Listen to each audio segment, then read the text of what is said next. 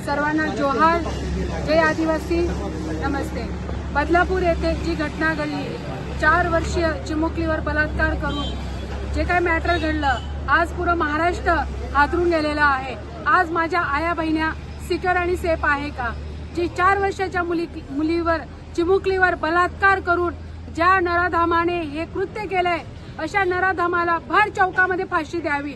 जे कलकत्त्याचं मॅटर झालं त्याला देखील आमचा नंदुरबार जिल्हा जाहीर निषेध करत आहे। दामिनी मॅटर एवढं मोठं दिल्लीमध्ये घडल्यानंतर देखील अवघ्या महाराष्ट्रामध्ये, भारतामध्ये ह्या जे कृत्य करणारे नराधम आहे, अशा नराधमांना फाशीची शिक्षा होणं गरजेचं आहे।